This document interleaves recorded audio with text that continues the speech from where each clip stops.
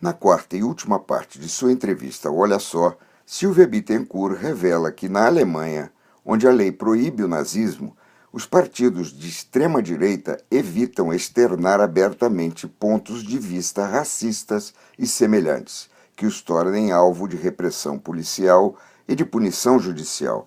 Curiosamente, o AfD, Alternativa para a Alemanha, deixou o país irritado ao fazer um convite à comunidade judaica para engrossar suas fileiras. Constata-se que não só o Clube Hebraica do Rio foi alvo de uma manobra semelhante. No Rio de Janeiro, o deputado Bolsonaro foi recebido por uma plateia pequena, mas, segundo se relata, entusiasmada. Na Alemanha, conta a Silvia, a comunidade judaica, que hoje soma 300 mil pessoas, repudiou totalmente o aceno extremista por intermédio de seus representantes. Silvia Bittencourt fala ainda do permanente acerto de contas dos alemães com o passado nazista do país, que envolve um trabalho muito ativo de educação de crianças e jovens.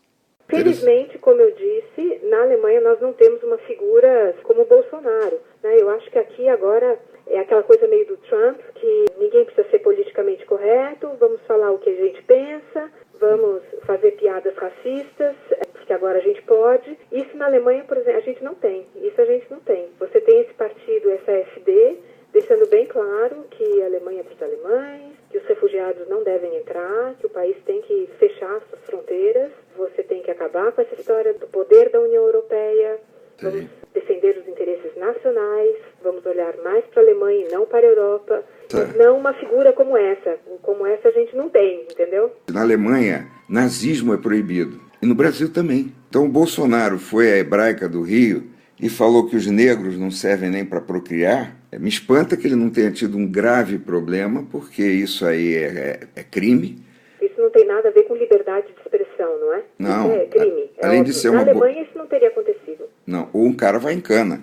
Lógico. Ou vai ser processado. O Bolsonaro fala essa boçalidade, não acontece nada por enquanto, e acredito que ele venha a ter, nessa linha, ele vai ter um problema com o exército brasileiro, que não pode ser racista. E o racismo é proibido. Eu achei muito interessante esse caso do Bolsonaro na Hebraica, porque, eu não sei, Mauro, você pode até me falar, já teve algum discurso antissemita ou não? Não que eu saiba. Eu também, não achei nada disso quando eu tentei buscar. Eu acho isso muito interessante porque ele tem um discurso racista, ele tem aquele discurso meio nazistão dele.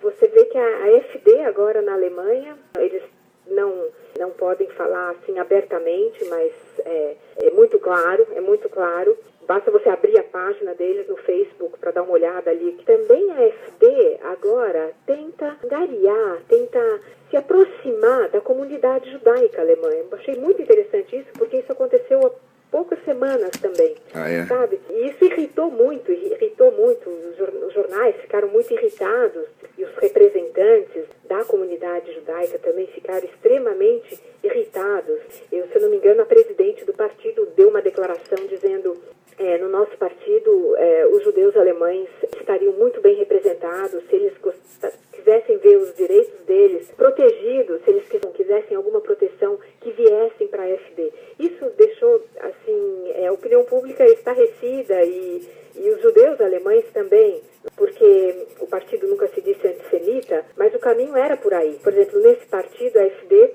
você tem uma vez ou outra, o jornal consegue pegar algum político ali, um vereador, um presidente regional do partido, em algum lugar ali da Alemanha, fazendo um discurso meio neonazista.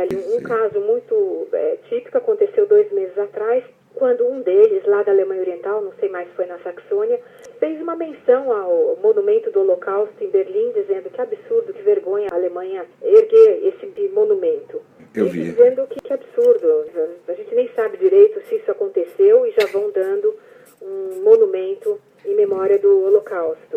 Isso foi um escândalo, a própria presidente do partido se distanciou dele, houve um movimento para expulsá-lo do partido, quer dizer, a AfD tenta se distanciar disso. Por outro lado, teve muita gente que apoiou o cara, Então você vê que é uma discussão ali, a coisa ali tá pegando fogo também, sabe? Você tem ali um partido que reúne de tudo, né? Uns ali com um véu democrático, assim, né? Tentando dar uma aparência democrática para o partido, e os outros mais radicais que vão ali falando o que eles pensam e angariando votos dessa maneira também. A comunidade judaica da Alemanha tem quantas pessoas? Agora, se eu não me engano, está em torno de, acho que uns 300 mil, De fato, tanto quanto eu saiba, a Alemanha é o país mais se desvinculou daquele passado, que mais faz força para não aconteça nunca mais nada parecido. Não tem nenhum outro país no mundo que seja assim.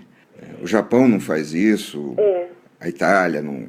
A Itália Eu acho isso também, esse aspecto eu gosto sempre de mencionar, Mauro, porque eu acho interessante que isso nunca acaba, nunca acaba. Então, eu tive meus filhos lá, eles fizeram escola lá, eu vejo o trabalho que já na escola se faz com esse tema, entendeu? Sim. Então, eu acho impressionante.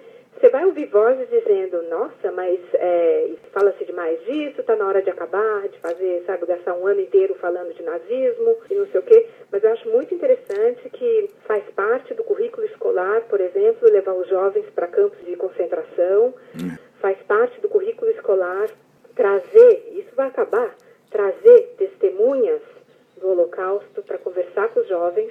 Você tem, assim, associações, é incrível isso, você tem associações de testemunhas da história. Sim, então sim. você pode contatar essas associações para trazer testemunhas para conversar com os jovens.